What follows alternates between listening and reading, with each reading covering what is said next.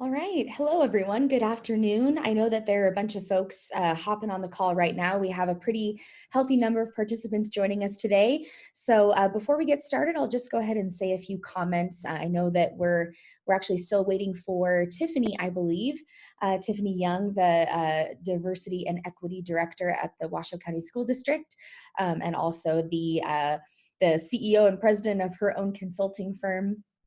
She's going to be joining us today to continue our ongoing discussion about equity and diversity in the workplace. And we've been so thrilled to have her on multiple times this fall, talking about various issues. We had her on for a Chamber EDU workshop back in September, and she has since joined us for a couple of follow-up calls, which we have greatly appreciated and which we've all benefited from. And I encourage anyone who has missed either the workshop or the calls. Is that Tiffany?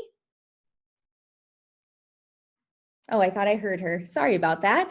I encourage anyone who has not either attended the first workshop or watched the subsequent webinars to go ahead and visit our YouTube channel to check those things out. Those are available to our members to watch and rewatch and show to their teams and discuss at any time. We hope that you'll find that a valuable tool for you and for your teams.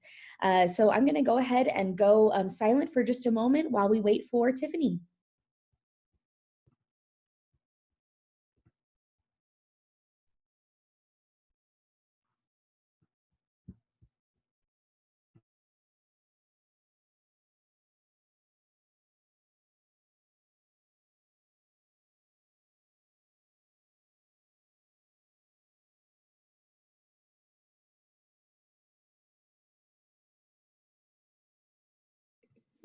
All right, it looks like Tiffany is now on the line. Tiffany, can you hear me?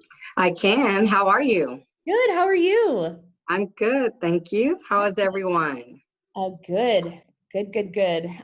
Definitely still feeling a little sleepy from Turkey Day. It's the tryptophan. The tryptophan Yes. makes everyone sleepy. Exactly. But I have a new coworker now, which is very nice. Okay, Very glam coworker, likes to show off. So I see. all righty. Well, since it's noon, we will go ahead and get everybody started. I know we've got some folks still hopping on the line, but once again, this is Christine Brown, Director of Member Engagement here at the Reno Sparks Chamber, and we have Tiffany Young, the Director of Equity and Diversity at the Washoe County School District, who is joining us for the last of her sessions with us this fall. So we're thrilled to close out this series with her today, and we hope that this will be a useful tool to you as you are looking intently at your workplaces, your teams, and making sure they are places where diversity can thrive and equity is a value. So once again, Tiffany, thank you for joining us and for opening up this conversation. Thank you for having me. And while I am the Director of Equity and Diversity, I'm here to you, serving you today as the owner of Tiffany Young, LLC. So I have my own consulting business where I lead the work around diversity, equity, and inclusion.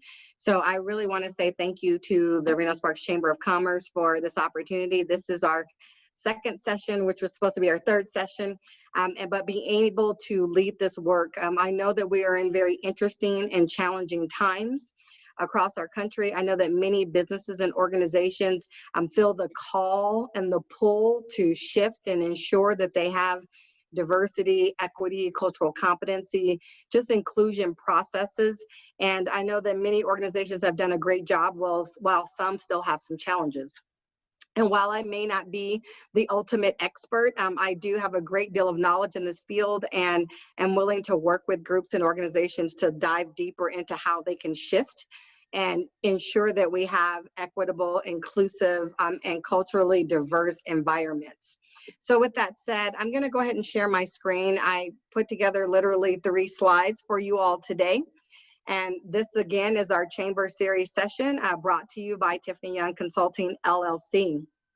So one of the things that we talked about in our very first session was really just this overarching conversation of cultural competency.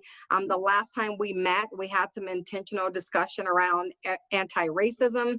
And so as we lead today with our last session, I just want to take us back to really asking this question to our businesses and our organizations. And it's, how organizations can work towards authentically addressing diversity, equity, and inclusion. That's an anchor to really think about. And the slide that you have on your screen is kind of what I shared last time, because when we talk about our businesses and our organizations, we really want to start to ask ourselves, have we examined the dynamic of difference? So when we look at our businesses, whether it's in our hiring practices, our policies, when we look at who's sitting at the table, what are the differences that are brought to the table? Is there different skill level and knowledge? How do we define conversations even around what we call professional? What skills do we honor when people are in that space? And that really leads us to, what do we prefer? Because typically who is sitting in that room, who's sitting around the table, who's making decisions is a clear indication of the preferences that we hold as a business or an organization. So we want to step back and ask ourselves, what is it that we prefer to have, whether it be the face of the organization, what we use as marketing materials, what we stand out front, like what are the preferences that we examine? And as we start to look at those preferences, that's when we can have some intentional conversation about the privileges that we all hold. Each of us have a different level of privilege, depending on how long you've been in an organization, the level of degrees that you have, how much skill and knowledge. And with that privilege comes the level of power. And so when we start really talking about authentically addressing diversity, equity, and inclusion, we want to examine it through this realm. And so ask yourself as a business or organization, what are the differences that make up who you are? What preferences are defined by those differences? What is the privilege that each of you hold in the particular roles? And then with that privilege comes that power, the decision-making power. And so when organizations contact me or they call and they say, we really want to make sure that our business is diverse, we want to make sure that it's inclusive, and I start talking through these phases, there's sometimes a little bit of discomfort. And that's okay. This is not designed to point a finger, it's an opportunity for reflection. And so as businesses shift and grow, we need to examine who's sitting in the room. What happens in our human resources department? What do we value as skills and knowledge? How can we further examine the level of privilege and power in the decisions that we shift through? So these are things that you can really start to unpack as a business or an organization to really consider whether or not you are authentically addressing diversity, equity, inclusion. This moves you beyond just making a mission statement to actually internalizing practice in your business. So one of the things that I've listed for things you want to consider if you're a board or the organization itself is, how can you take action on your board or organization diversity?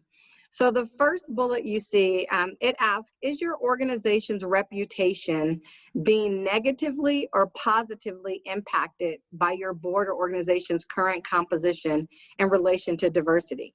So that's really saying, have we stopped and said, wow, a majority of our organization is predominantly white or predominantly Hispanic or predominantly of any particular group.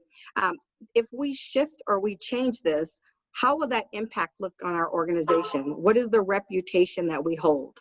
Many businesses and organizations are ready, but then they say, well, this could impact us negatively. We're not sure what this is going to look like. So is your organization's reputation being negatively or positively impacted by the current composition of your group in relation to diversity? That's a real powerful question to step back and look at, specifically when you're looking at strategic planning. And so if you're talking about recruitment or if you're talking about hiring practices, have you had people in place that have always been in place? Really start to examine some of those things. The second bullet says, if someone were to make assumptions about your organizational values on your board composition, what would they be likely to think? So if they walk into your business, or if they look at your business's website and they just take a glance at what photos you use or what language that you use or the communities that you serve, what assumptions would they make? Oftentimes, because we're in very present and public times around social justice and people wishing to shift into true diversity, they haven't stopped to think about what are the unintentional messages that we could be sending that may be getting people to turn away from us. So when companies call me and say, we're not sure why we can't get people of color into our organization, I'll ask, well, what does your website look like? Or what does your building look like? Or what does your material say? And so we really have to ask ourselves, how can we err on the side of unintentional messages that we may be sending so that people don't make assumptions about who we are before they get to know what we really do? So if someone were to make assumptions about your organization's values based on your board or your group as a whole, what would they be likely to think? That is a very powerful question to ask. The next is, how well are we cultivating a deeper understanding of the community or communities that we serve and bringing their perspectives, their needs, feedback, and priorities into our strategic boardroom or organization for discussions? Oftentimes, we do different fields of work. We have everyone in the chamber that ranges from construction to private industry to consulting, and there's a wide realm. But when we talk about the people that we serve, how do we bring that voice in? The dynamics of how we do work have changed. And so we have to wrap our heads around that. But when you think about the feedback, are you taking voices and feeding that into how you shift and change? When you look at your strategic planning, are you considering what people have said and experiences? When people leave your organization, what does your exit interview tell you? And do you take that information back in turn to shift the outcomes that you have? And when you talk about who you serve, the outreach process has changed for many dramatically. And so what does the community look like now that you are building your services for? And how do you better serve that community? So we are in an opportune time strategically to shift how we do business. And this would be a great way to be able to examine some of that. The next is, are we ever at risk of making decisions without fully understanding how these decisions affect those we serve? So when we talk about diversity and we make the changes, many organizations have made very quick knee-jerk responses and made quick changes without assessing the impact on their business. So if you're going to take action on organization diversity, you need to ask yourself if you are in fact ever at risk of making any decision without fully understanding how that decision may affect who you serve. So do we check box our decision around diversity? Do we truly internalize any barriers that we may have about people applying or coming to work for or with us? Are we considering what the risk factors may be by the decisions that we've made? So do we in fact do our homework to ensure that we're trying to shift to true, diverse organizations? And then the last on that bullet list is, if we were to make a deeper commitment to diversity, inclusion, and equity, what would that mean for your mission, your work, and the people you serve? So when we are saying authentic intentionality, authentic work, we really want to make sure we have organizational shifts for diversity. This is not just a conversation around racial diversity. This may include gender diversity. This may include people of varying levels of ability.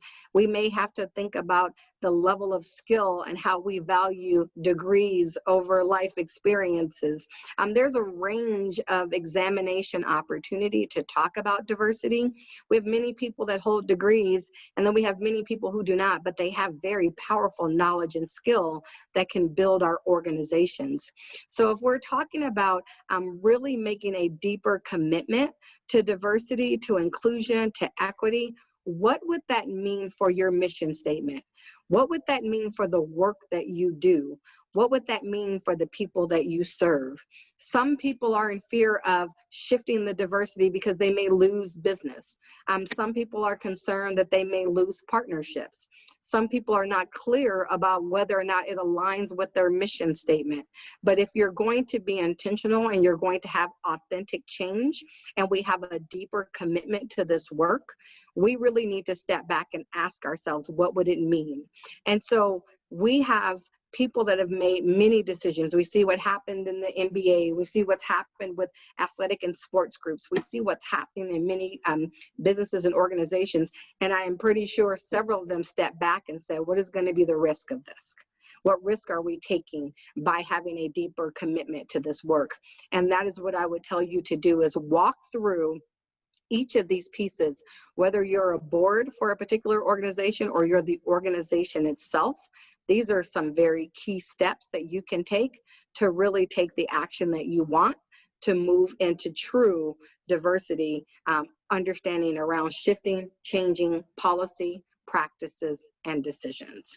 So I want to make sure, Christina, that we give some time for Q&A. Because I didn't want this to be full lecture, but I want to open up some space for people to have questions and conversations on any of the work. And the W for me is always, what is your why? Why are you here? What are you engaged in? What do you want?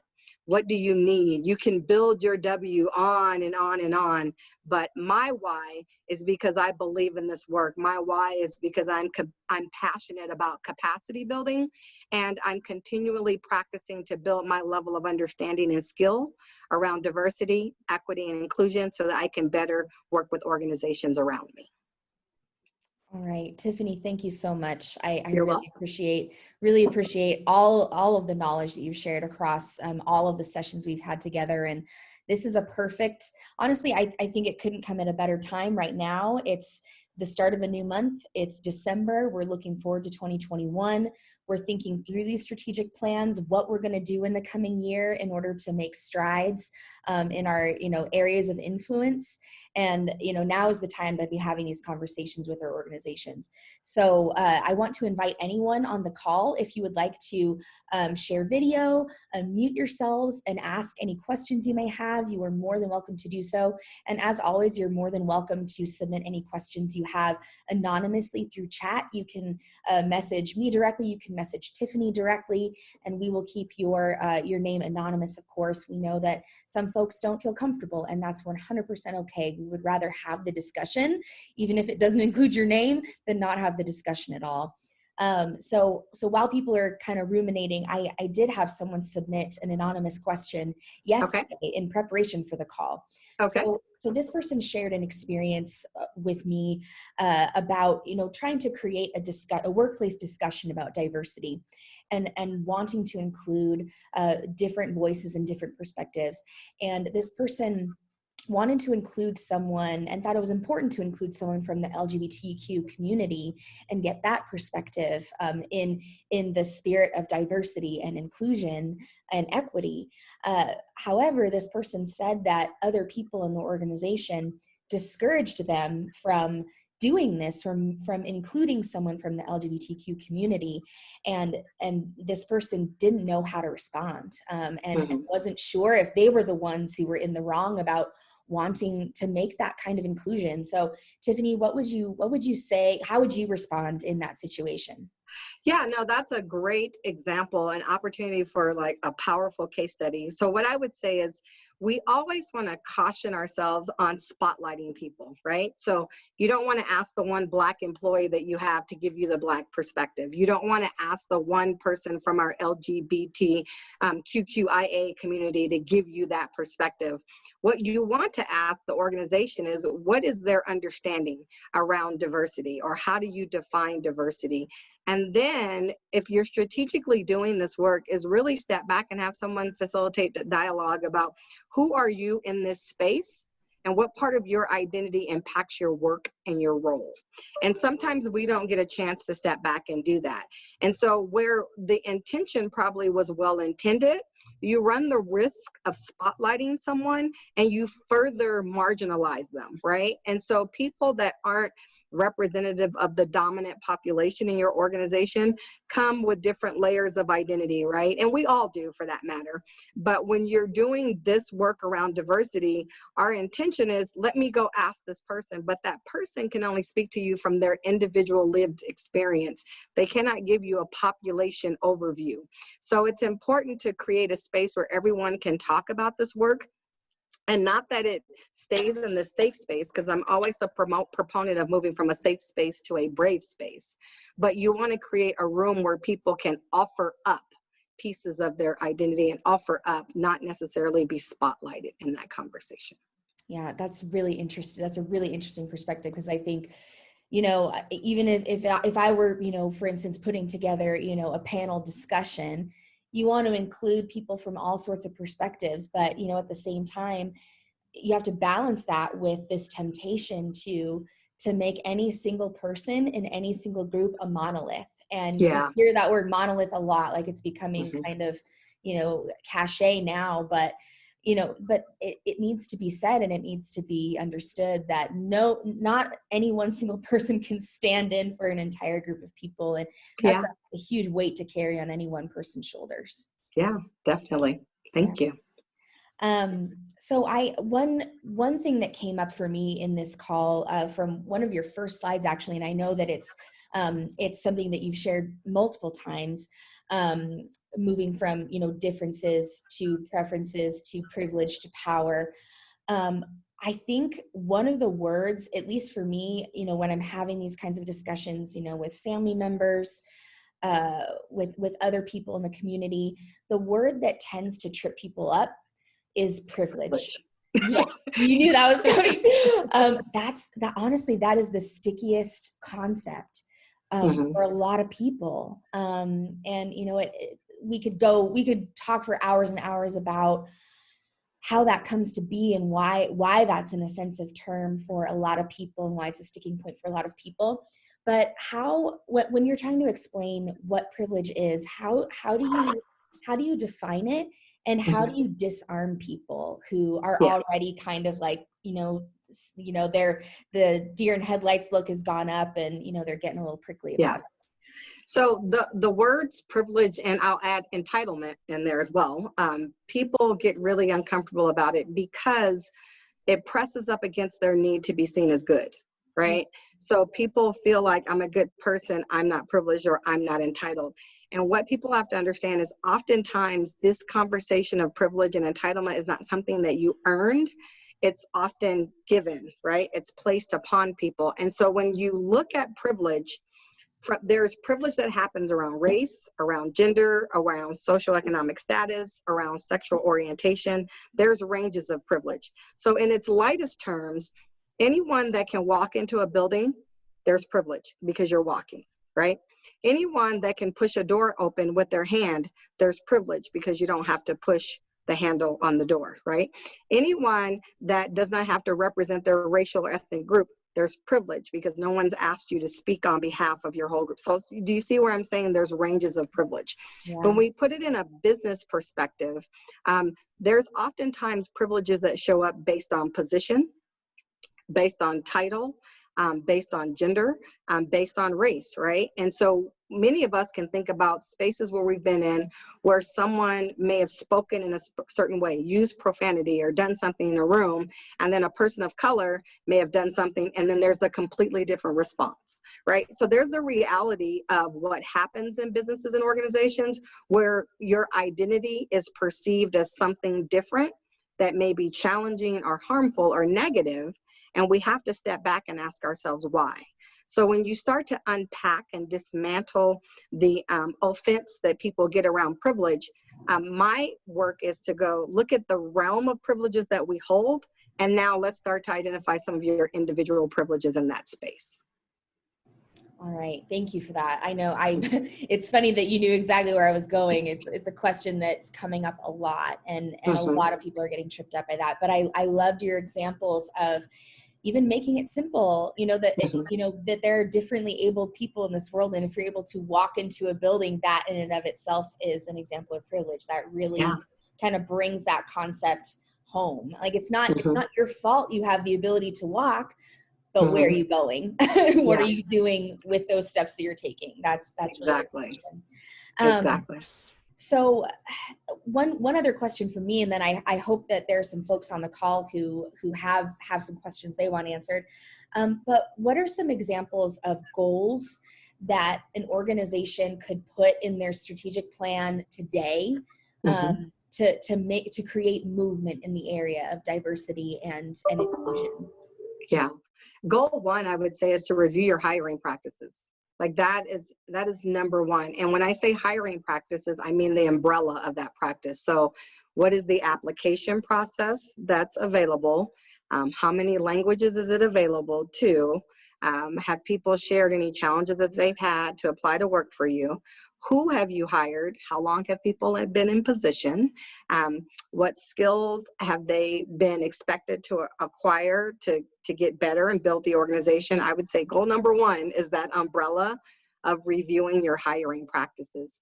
The next goal would be is to really examine your mission, but not just your mission, but your messaging around diversity, right? And so if you have a mission and you have a message, is it in practice? So if you examine mission and messaging, then it should tell you whether or not it's truly embedded in practice. I think those are two very powerful goals, strategic planning wise, that is a good start to you move forward, right? I could give you 15 goals, but that's a little much to process. But those two would be very much. Now, if you're a small organization and you have 2 employees, or like myself and you have 1, that's different. But I would really, really look at, if organizations are growing and building, do you have any systemic or unintentional barriers to people coming into your space? And that includes like your website and your hiring, your application, but then check out your mission and messaging to see if it's truly going to be embedded into practice.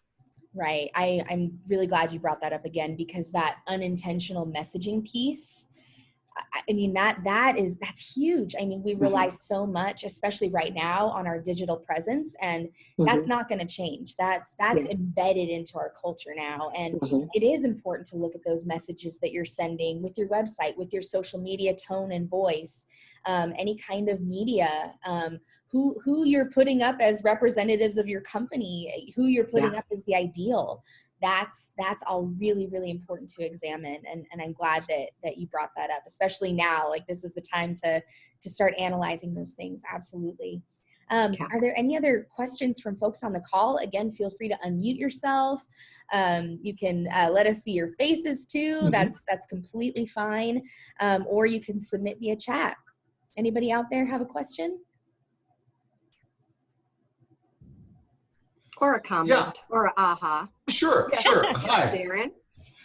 Yeah, my name is Darren Oliver, and I live out in Verdi. So thank you so much, Tiffany, and I appreciate Christine you arranging this meeting. I do a little consulting myself, and I'm a student of diversity and inclusion since I was born, actually. But one of the things I struggle with a little bit is the earned and unearned privilege. Just going back to the privilege thing again, and I have a story that I'm kind of struggling with. I want your opinion if it's earned or unearned. Okay. Or is it a little both? I don't know. Okay. I lived in Las Vegas. I opened up Paris, Las Vegas as a vice president back in 1999, a long time ago.